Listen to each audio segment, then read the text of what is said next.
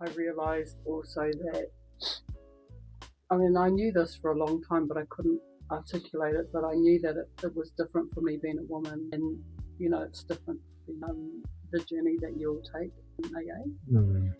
And it makes sense to me that you never relaxed and never just became, I don't know, I'd let you speak if you wanted to, but for me, as a woman and as a mum and as someone who had felt a bit sort of traumatized and exhausted and alone, being a member of Al-Anon through a really difficult, and I think coming out of that, and been someone in there that was able to provide that stability for you, and it kind of came full circle. Yeah, so it was good to, that's what it feels like.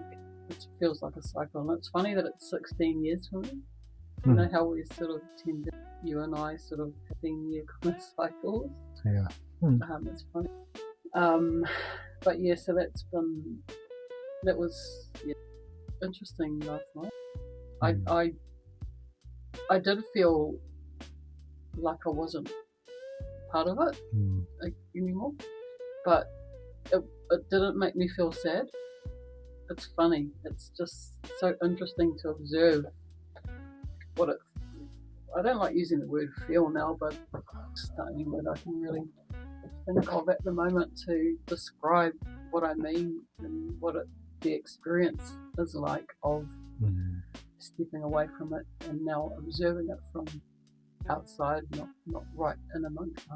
And I know that, I don't know if this is true for you, but I know that I put my ideas of what a family is, of what my ultimate family, what I wanted my ultimate family to be like, and I put that on what I had there in AA, and of course it still didn't measure up, because that was a fantasy in my head. I still had this idea that this was my true kind of place of being part of it, like a spiritual family, and it had like uncles and cousins and brothers and sisters and all that sort of thing. But for me, that's still more, in my mind, it's still more than it truly is. I still have the fantasy idea of, I still kind of expect more from people than they really are. Yeah, I think I was totally different. I didn't like that concept about them being my family. Yeah. Or anything like that. That was very much me and how I saw it. You go into a group, you don't really know anyone, but yet they come across as if they've known you forever. I didn't really gel with that, especially when they said, "Oh, I love you," and all this. I just didn't understand it. And then with the missus here, she used to be like, in the beginning, it was like, I couldn't understand why people were saying, "Oh, we're brothers and sisters. I love you, you love me." And I was like, what's going on? Funny, that's, I know what you're saying, and that's before I knew what love was. Yeah. So, but for me, to me, love was something special between two people. It's between two people. And you were right. Yeah. But when someone says, "I love you," and it's like, who the hell are you? I don't know you. Yeah. What do you mean love? That's meant to be like almost something between two people, either your children, your spouse, So you definitely had that right. Yeah, I could never ever. I had it wrong, really wrong. And I don't know why that is. That's just what it was for me at the time. Well, being a woman, I guess, is different than a man. I mean, I've never heard other men talk about it, but I believe most of them probably had the same mindset as what I really sort of set out or I talked about and stuff. But they didn't want to say anything, I guess. Maybe it was, I don't know.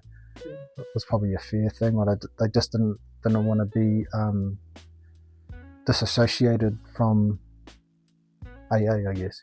I don't really care, but yeah, and I think also the whole how the world is and how the media is and how left the whole world is and how feminized everything. It kind of looks the way I thought it was kind of is what how the world sort of generally sees it these days. Is that right, or is that what you're saying? Yeah.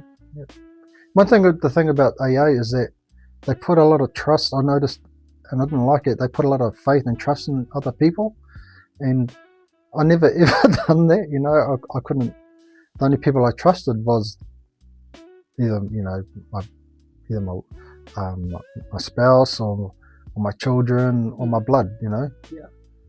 But even that, now I understand you can't even trust them. Yeah, but that's how with the progression of where I'm going. I know what you're saying, and you're right.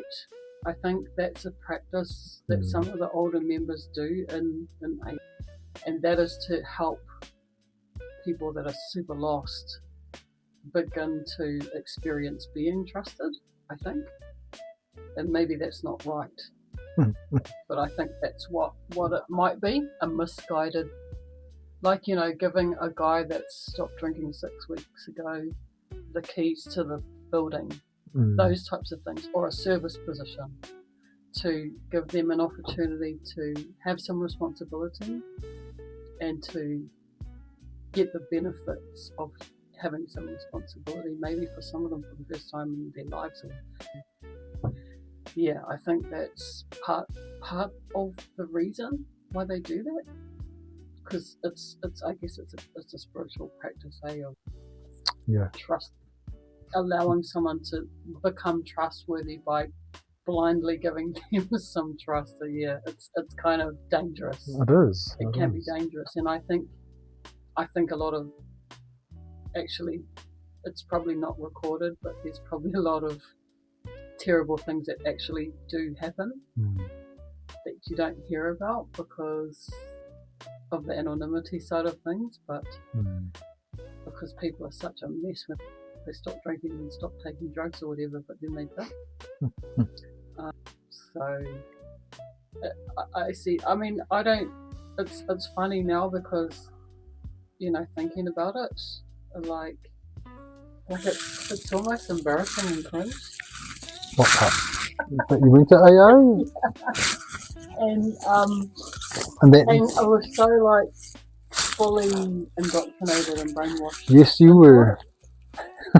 I remember. And I just have to, at least I think it does allow that space for you to make your mind up.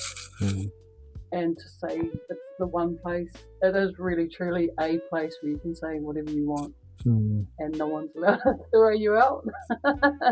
and I did that a lot, to the point where I actually figured out the truth, because I was able to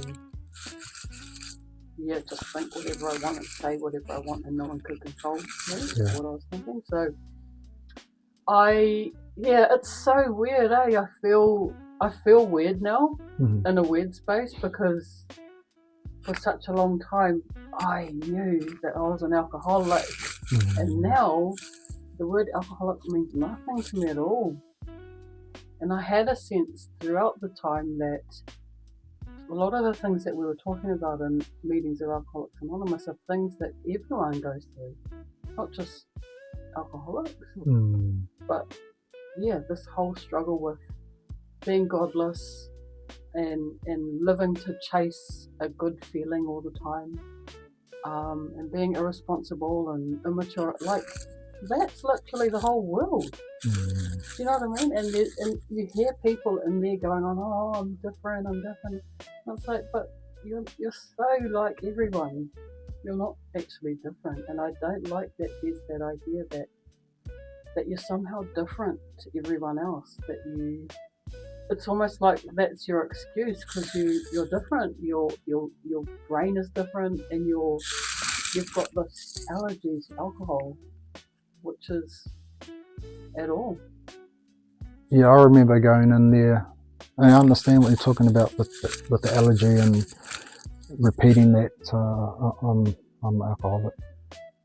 But I also, you know, when people shared, they would say, you know, we are all the same. But I never ever felt I disagree all the time. I also think in my head, mate, I'm not you. Don't ever, you know, in my head, I'm like, don't think that I'm like you. No way, I'm not. Yeah, so yeah, I never agreed with when that saying about, you know, we're all alike, we're the same. Oh, mate, no way. But in saying that, of course, you're going to pick up things that you work. One thing I like about AA is that you pick up things that you want to use, and you don't have to use the rest, which is amazing. You know, it's one of those programs where I know people might try and shove it down your mouth, but you can turn around and tell them where to go, because that's how it is in AA. There's no rules in AA, and there's no leaders, which is it's funny they say that there's no leaders, but you know, you put AA on top, you know. Yeah. But I guess that's when you stay in AA long enough, you realise what your worth is, and then you can figure some things out. And I come to understanding that AA wasn't going to fix my life where I thought it was. Like once I stopped drinking and drugging, my life is going to get better, but it actually got worse. Yeah. In a sense where I needed to find my way within this so-called place where I'm not drinking and I'm dealing with life. So I had to like go to psychiatrists, you know, do other men's groups, see counsellors and all of that. But you know, I come to a place now. I figured out that I don't need any of that. You know, I know where I am now, and with God there, and with, I guess, with me understanding who I am better, and knowing that I'm responsible for whatever happens, you know, and all I need to do really is do what's right, seek the truth, which is God, and life is pretty easy, you know. And also remember that when thoughts come into my head, that it's just all lies. All those thoughts are lies, and except practical thoughts. I guess we can talk about that later, but yeah. Mrs. Yeah, it's going to take me a little while to get used to it, I think. Yeah, and just, I mean, there's nothing to figure out. Used to what, babe? Just not being a member. No. Like not having it tattooed on me that I'm an AA member kind of thing. Oh, yes. Oh man, lucky we didn't get tattoos. I know a lot of people do. Oh, God, this is crazy. But I got other kind of ID tattoos. But you know, like it is going to be something that I need to get used to. I can just drop it though, eh? Yeah. But it's but like you say, like I know that something did happen throughout that whole period, something really good, and so it's not discounting it or rubbishing it. It's just almost blossoming into, because when you go there, it's like you identify that you're a problem or you've got a problem, and I don't have a problem. I haven't had a drink since the first day I went there, so I'm definitely not an alcoholic. I know that. But I do know that, and I do know that first few years it was painful because there was a lot of other stuff going on for me too. I would say drinking alcohol was probably helpful, quite full down, quite low down on the list of things that was making me suffer at that time. However, identifying that as an issue allowed me to come into that program and utilize those 12 steps, which helped me address all the other things that were going on. So